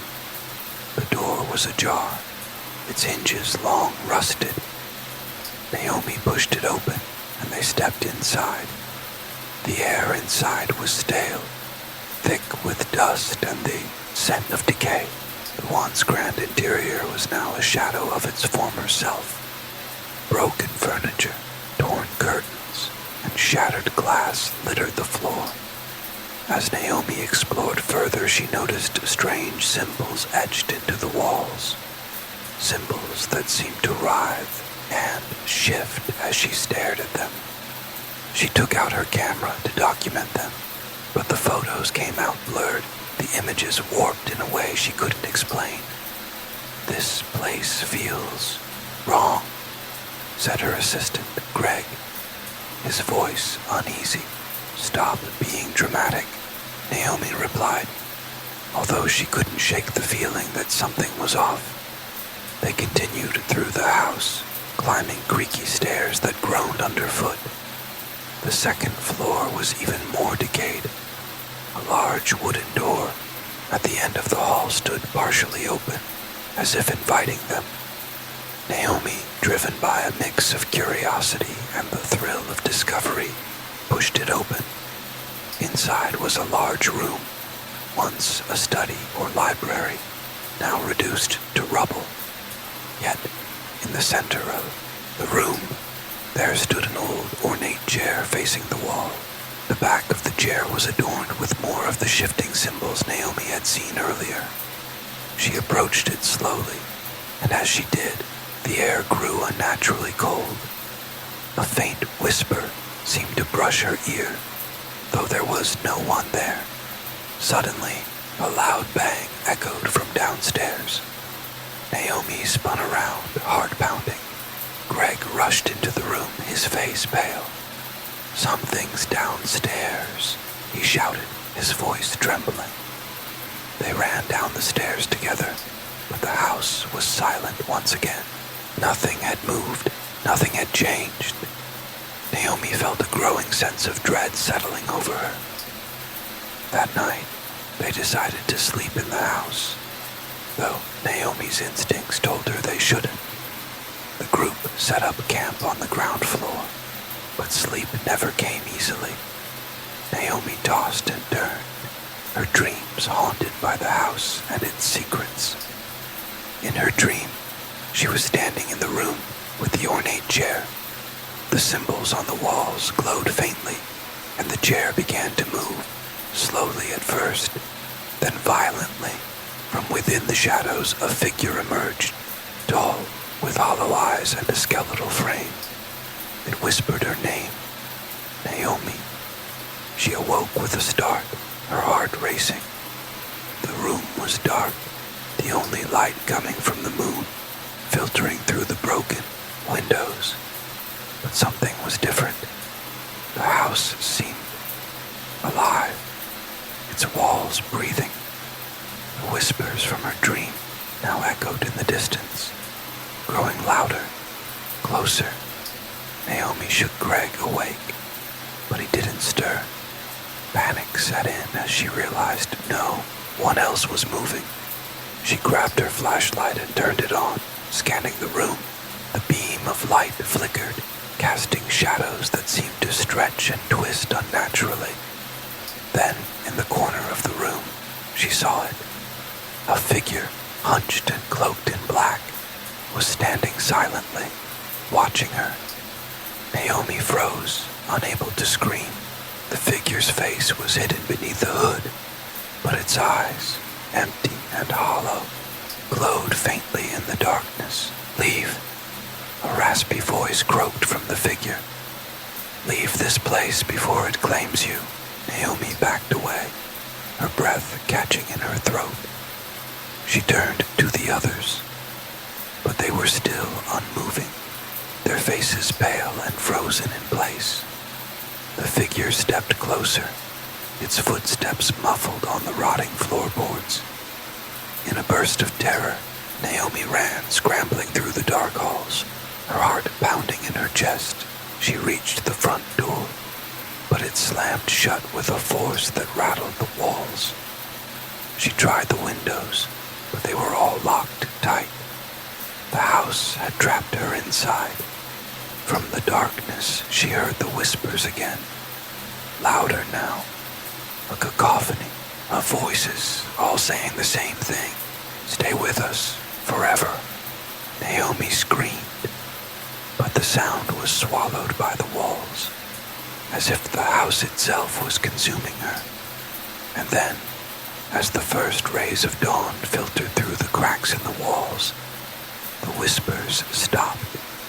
The house grew still. Naomi's body was found, weeks later, a few miles from the house. Her face was pale, her eyes wide with terror, and her hands clutching a strange symbol, a mark that mirrored the one on the chair in the study. The house, however, remained, silent, waiting for the next soul to wander in. The whispers of Black Hollow. Black Hollow was a village perched at the edge of an ancient forest, where the trees seemed to stretch into eternity. No one could remember when the village had been founded, but the people who lived there had always been a part of it. There was something undeniably eerie about Black Hollow, the mist that never quite cleared, the way the sun seemed to never shine fully, and most of all, the whispers that seemed to float through the trees at night. Sophie had heard the stories, of course. The older generation would always warn newcomers about the whispers, the voice of the forest that carried secrets too dark to be spoken aloud. As a child, Sophie had been curious, always asking questions. But as she grew older, she learned to ignore the tales, to dismiss them as superstition. After a troubled year in the city, Sophie returned to Black Hollow, hoping the quiet would help her heal. She had inherited her grandmother's house, an old stone cottage with ivy crawling up its walls. The village welcomed her back with familiar faces and kind smiles, though there was always a strange heaviness in the air. The residents seemed to keep their distance, as if afraid of something unspeakable. Sophie quickly settled into the routine of village life, but as the days wore on, she began to hear things. At night, the wind howled through the trees, but there was something else. Faint whispers, as if someone was calling her name. She dismissed it at first, blaming it on her imagination, the wind, or the isolation of the cottage. One evening, after an especially long day, Sophie went for a walk in the woods. The sun was setting, casting the forest in shades of deep orange and purple. She followed the narrow path that wound through the trees, listening to the crunch of leaves underfoot. The deeper she went, the more the sounds of the village faded away, until all she could hear was the rustling of the branches overhead. It was then that she first heard the whispers. Soft, unintelligible voices floated through the trees, so faint that Sophie almost convinced herself she was imagining it. But as she walked deeper, they grew clearer, more insistent. Sophie. She stopped dead in her tracks, heart hammering. The voice was unmistakable. It was her name, whispered like a secret, drawn out on the wind. Sophie. The voice sounded so familiar, yet so strange. Sophie turned in a circle, trying to pinpoint where it was coming from, but there was no one in sight. The forest was still and quiet, save for the distant chirping of crickets. "Who's there?" Sophie called out, her voice trembling. For a moment, there was only silence. Then, a low growl emerged from the shadows. Sophie's breath caught in her throat, her eyes darting nervously. From the edge of the forest, a figure stepped into the dim light.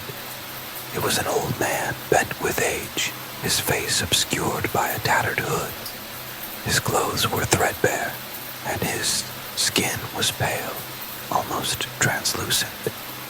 He looked out of place in the forest, as though he had been there for far longer than a human should be. "You shouldn't be here, child," he said in a voice like gravel, rasping and hoarse. Sophie took a step back, her heart racing. "What do you mean?" she stammered. "Who are you?" The old man's eyes locked onto hers, dark and empty. "The forest calls. It calls to you, Sophie. You've heard it, haven't you?" Sophie felt a chill crawl up her spine. "No, I don't understand." The old man took a step forward, his movements slow but deliberate. "You are one of them now. You've heard the whispers. The forest has claimed you. A cold dread settled in Sophie's stomach. She had heard the stories, of course. The villagers spoke of the whispers in hushed tones, saying that once you heard them, the forest would begin to pull you in, slowly but surely. Over time, those who heard the whispers became part of the forest, their spirits twisted and lost forever. "You should leave now, child," the old man rasped, "or you will never leave at all." Sophie backed away slowly, her mind racing. "What do you mean? I don't want this." The old man's expression softened, a faint, pitying smile forming on his lips. "You had no choice. The forest never gives you a choice." With that, the figure turned and disappeared into the trees, melting into the shadows like a phantom. Sophie ran. She ran until her lungs burned and her legs ached, until the sounds of the forest seemed to close in around her, whispering her name over and over. "Sophie, Sophie." She reached her cottage breathless, slamming the door behind her. But even as she locked the door, she could feel the whispers creeping in, curling around her like tendrils of smoke. They followed her everywhere she went. She could no longer tell whether they were inside her mind or in the forest itself. Days turned into weeks, and Sophie began to change. She no longer slept soundly. The whispers kept her awake, constantly calling her into the forest. Her reflection in the mirror began to look unfamiliar, as though the woman staring back at her was slowly being replaced by someone else. Her once bright eyes grew dull, and her skin began to lose its color. One evening, as the sun set over Black Hollow, Sophie found herself walking toward the forest again. She didn't remember deciding to go, but there she was, standing at the edge of the trees. The whispers called to her from within, sweet and beckoning. "Sophie."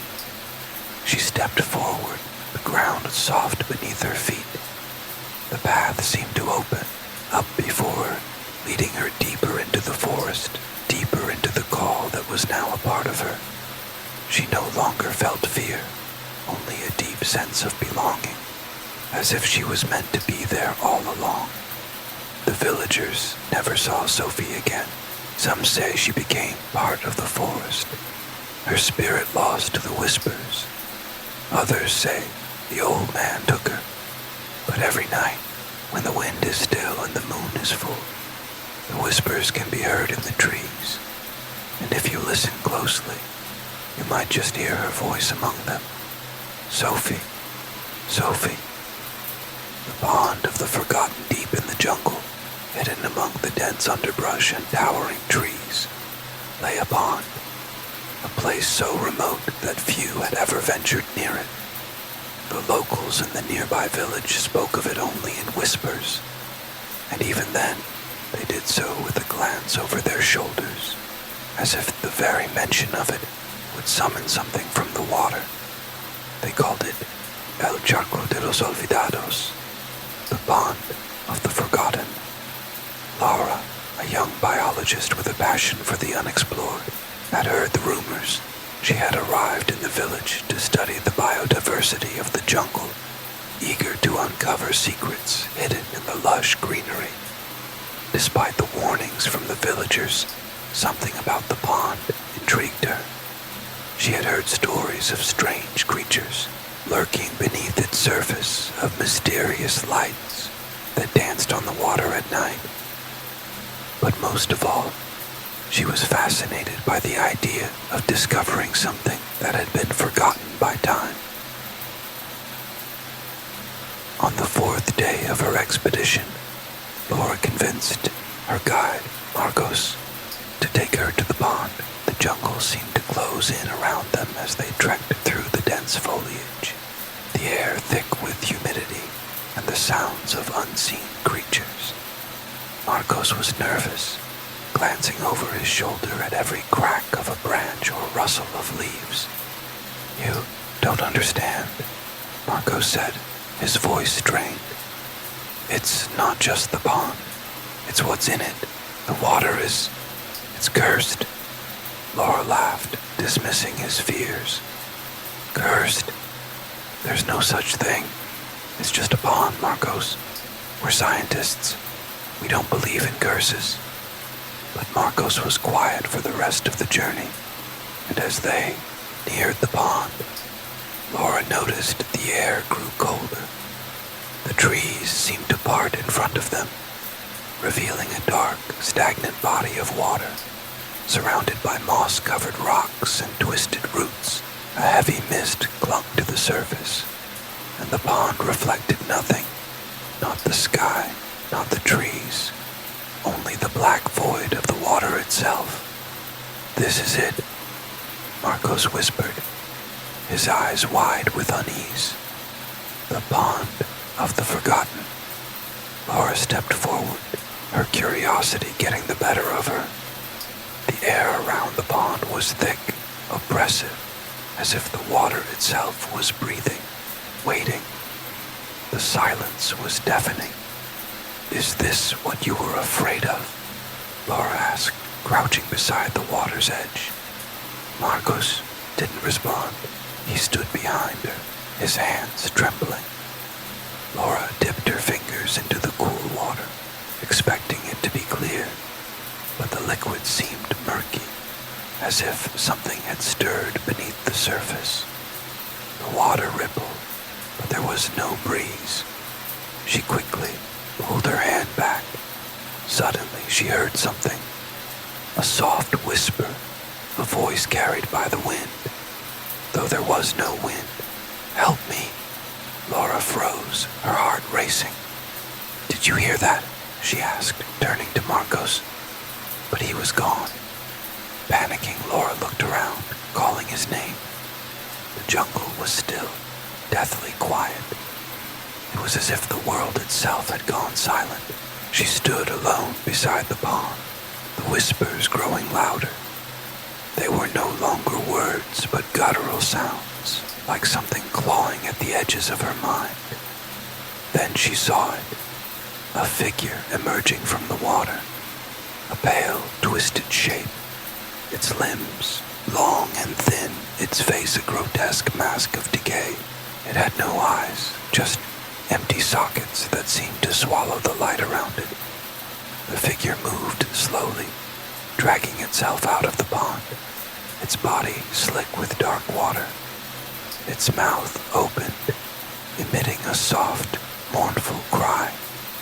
Laura stumbled back, her mind racing. "What are you?" she whispered, her voice trembling. The figure tilted its head as if it could hear her. It opened its mouth wider and the whispers intensified, flooding Laura's mind. "Help! Help me!" The figure reached out, its fingers stretching toward her. Laura turned and fled, her feet slipping on the wet ground as she scrambled through the jungle, branches slashing at her face. She could feel something behind her, moving swiftly, just out of sight, always there, its presence hanging in the air, like a suffocating fog. Her breath was ragged as she pushed through the underbrush, but the whispers never stopped. They followed her, echoing in her mind, calling her name, urging her to stop, to turn around. The jungle seemed to close in on her, the trees twisting and contorting in unnatural shapes. Laura could no longer tell where she was or which way she had come. The path she had followed had vanished, replaced by an endless sea of shadows. Then she stumbled into something solid, a rock, a wall, she wasn't sure. But there was no way around it. She pressed her back against it, panting heavily, her eyes darting around, searching for any sign of the thing that chased her. And then, through the darkness, she saw it, the figure, rising from the mist, like a ghost from the depths. It was Closer now, almost within reach. Its mouth opened again, and the whispers grew louder, more insistent. Help me, or you will be forgotten. Laura's legs gave way beneath her, and she collapsed to the ground, overwhelmed by the voices. The figure's hand reached out, its long, thin fingers brushing against her cheek. The moment its skin touched hers, everything went cold. She felt a pressure in her chest, like her very soul was being pulled from her body. The world around her began to blur, fading into darkness. When she awoke, she was back at the edge of the pond, her body soaked and trembling. The jungle was quiet again, but the whispers still lingered in her mind, haunting her with their hollow promises. She tried to stand, but her legs felt weak, her body trembling with fear.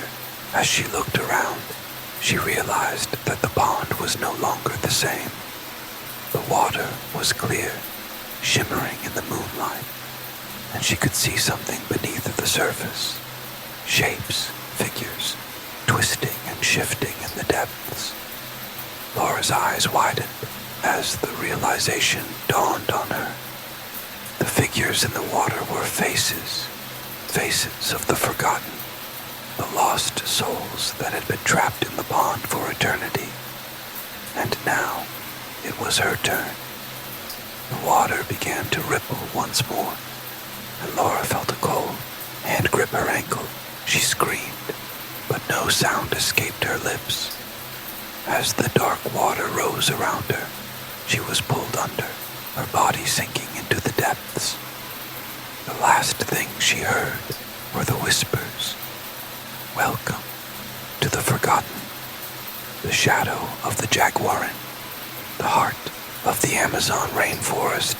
There was a village so isolated that it had no name. The villagers called it El Refugio, the refuge, but even they had begun to question whether it was truly a place of safety. Carlos, a young journalist from the city, had heard rumors about the village and the dark history surrounding it. He was determined to uncover the truth, so he set off into the jungle alone, equipped with nothing more than his camera and notebook. His mission was simple: document the lives of the villagers and capture the wild beauty of the Amazon. As Carlos arrived at the village, the air felt different, dense, charged, as if the trees themselves were alive, watching him. The villagers welcomed him with warm smiles, but there was a palpable tension in the air.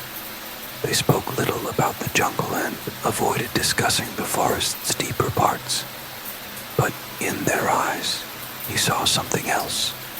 A fear of the jaguar. The ruined villagers told Carlos that there was a spirit, an ancient guardian, a jaguar that prowled the jungle, watching over the land. It wasn't a mere animal, they explained, but a creature of great power, one that could shapeshift into human form. Some even said it could take the souls of those who ventured too far into the jungle and left them wandering in the trees forever. Carlos scoffed. Superstitions, he muttered under his breath, but despite himself, a small part of him felt uneasy. One evening, after a long day of documenting life in the village, Carlos set out into the jungle with his camera. He wandered deep into the trees, fascinated by the flora and fauna, while dismissing the warnings the villagers had given him. The sun began to set, casting long shadows through the thick canopy.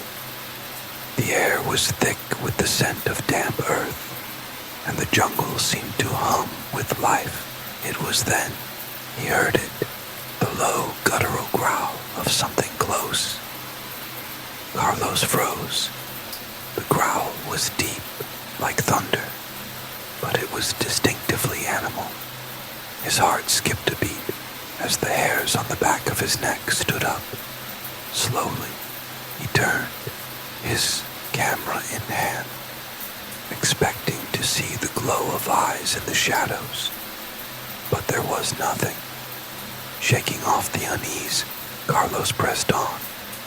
He wandered further until he found himself at the edge of a clearing, a perfect spot to capture the setting sun through the trees. As he set up his camera, the hairs on his neck prickled again. This time, the air felt colder, as though the very jungle was holding its breath. Then, he saw it. A figure crouched at the edge of the clearing watching him. It was humanoid, but unmistakably feline in nature. Its eyes gleamed like two pools of liquid gold, and its body was covered in black fur, sleek and glistening in the fading light. Its lips pulled back in a silent snarl, showing sharp, glistening teeth. Carlos stumbled back, his heart pounding in his chest. His mind raced with the stories the villagers had told him. Was this the jaguar they spoke of? Was it the spirit that guarded the jungle, or something more? The creature stood, its shape shifting fluidly from feline to human, its form elongating as it stepped into the light. It was no longer a jaguar, but a tall, lean man, covered in tattoos of jaguars and other wild beasts. His face was sharp, with eyes that burned with a golden intensity, and his mouth curled into a slow, predatory smile. "Why are you here, stranger?" the man asked, his voice smooth but laced with danger. Carlos could hardly breathe, his mouth dry. I'm just documenting the jungle, the village," he stammered. The man tilted his head, his golden eyes never leaving Carlos. "You should leave," he said softly, his voice like the growl of a jaguar. "This jungle belongs to the spirit of the jaguar. It watches over these lands, and those who trespass are never allowed to leave." Carlos's instincts screamed at him to run, but his feet felt like lead. The man, or the jaguar spirit, took a step closer, his eyes narrowing. "You are not the first to come. Many have tried to take from this place, to steal its stories, its secrets, and they have never returned." Carlos opened his mouth to protest, to explain that he meant no harm, but the words caught in his throat. The air grew thick around him, and the jungle itself seemed to close in. The leaves rustled, though there was no wind. The ground beneath him seemed to tremble. Suddenly the figure lunged. Carlos barely had time to react, as the jaguar spirit shifted back into its animal form, its massive paws slamming into the ground with an earth-shaking thud. The beast was upon him in a heartbeat, its golden eyes burning with malice. Carlos screamed, but the sound was swallowed by the jungle, the very air around him, heavy with an oppressive silence. The jaguar's teeth sank into his flesh, and in that moment, Carlos knew this was no mere animal. It was the spirit of the jungle, ancient and unforgiving, and it had claimed him. The next day, the villagers found Carlos's camera, lying abandoned at the edge of the clearing. His footage, once crisp and clear, was now filled with static and distortion. But there was one frame, just before the camera had cut off, that caught something. Something that sent a chill through the heart of every person who saw it. In the frame, the golden eyes of the jaguar spirit gleamed from the shadows, watching, waiting. Carlos was never found, and the jungle remained silent, its guardian ever watchful, protecting the secrets of the Amazon and the souls of those who wandered too far into its depths. The Lantern Keeper's Curse. In a small coastal village, Perched on the edge of a jagged cliff, there was a lighthouse that had stood for over a century. The villagers called it La Luz Perdida, the lost light. It was said that the lighthouse was cursed, its beam of light not merely a guide for ships, but a beacon for something far darker. No one had lived in the lighthouse for years. The last keeper, a man named Hector, had vanished under mysterious circumstances, leaving behind only a flickering lantern, eternally burning, as a reminder of his disappearance. The villagers rarely spoke of Hector. They only whispered of the strange happenings that had surrounded his life. Some said he had gone mad, driven to insanity by the ever-present, unnerving light. Others claimed that Hector had been swallowed by the sea itself, dragged under by something that had lurked beneath the waves. But the most chilling theory, the one that lingered in hushed tones around the village tavern, was that Hector had been taken by the very lighthouse itself. Mia, a young woman with a fascination for abandoned places and forgotten stories, had heard the legends of La Luz Perdida from the villagers on her travels. As a writer, she had spent years chasing such myths, piecing together the fragments of eerie tales to craft her next novel. She had visited haunted castles, abandoned asylums, and cursed forests. But something about this lighthouse called to her. It was as if the stories were not finished, not fully told. One evening, after much persuasion, Mia set out for the lighthouse alone, determined to uncover its secrets. The sun had just dipped below the horizon, leaving the world bathed in the last light of dusk. The path to the lighthouse was winding and treacherous, and the air grew thick with salt and fog as she made her way to the cliffside. The lighthouse loomed ahead, its towering silhouette casting a long, eerie shadow across the shore. The door was slightly ajar, creaking softly in the wind. Mia stepped inside, the air musty and stale. The faint smell of burnt oil filled her nostrils, and she could hear the faint hum of the lantern's light, still flickering after all these years. She made her way up the spiral staircase, the steps worn with the time. At the top, she found the lantern, old yet burning steadily, its flame flickering but never extinguishing.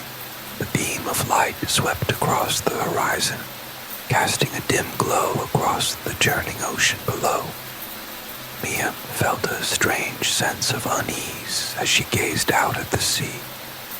The waves crashed violently against the rocks, but there was something in the water that unsettled her. Something just beneath the surface, moving with the rhythm of the tides. She couldn't quite make it out, but the feeling of being watched grew stronger with every passing second. "Who's there?" she whispered to the darkness, her voice barely audible over the sound of the crashing waves. There was no answer. As the minutes passed, the temperature seemed to drop, and the wind howled louder. Mia looked around, the only source of light coming from the lantern and the distant beam sweeping over the ocean. But then, something caught her eye. Movement just beyond the edge of the beam. A figure standing on the rocks below, staring up at her. The figure was tall and gaunt, wrapped in tattered clothing, the skin on its face pale and stretched tight over its bones. Its eyes were wide and hollow, voids of blackness that seemed to drink in the light. The figure was holding something in its hands, a lantern, much like the one Mia stood beside. The hairs on Mia's neck stood on end as the figure raised the lantern, its light cutting through the darkness. And then, in a voice that was both a whisper and a scream, It spoke. Help me. Mia's heart raced. Her breath quickened. She could feel the pull of the figure's gaze, a magnetic force that tugged at her very soul. She stumbled backward, losing her balance and falling to the ground. But the figure remained where it stood, staring up at her with those endless black eyes. The light of the lantern in the figure's hand flickered in the same erratic pattern as the lantern beside her. Mia's mind raced. What was happening? Was this Hector, or something worse? She tried to stand, but the room around her began to spin. The floor seemed to shift beneath her feet, and the air grew thick, suffocating. The whispering grew louder, overlapping with the voice of the figure. Help me, or you will join me. Suddenly the lantern beside her flickered and died, plunging the lighthouse into darkness. Mia's breath caught in her throat. In the pitch black, the whispers grew louder, now surrounding her. She scrambled to light the lantern again, her hands trembling, but it wouldn't light. The air felt heavier with every second, as if the very lighthouse was alive, suffocating her with its presence. And then, in the darkness, she felt it, a cold hand on her shoulder. Her heart stopped. She turned around, but there was no one there. The whispers rose to a deafening crescendo, and Mia felt herself pulled toward the stairs. She stumbled down them, the cold grip still tight on her shoulder, dragging her with each step. Her mind screamed for escape, but the door to the lighthouse was closed, locked from the outside. With one final desperate attempt, Mia shoved against the door, but it wouldn't budge. Her eyes darted around the room, and in the corner she saw him, Hector. His face was a pale mask of death, his eyes hollow, his body gaunt and twisted. He held the lantern in his hand, its light flickering like a dying ember.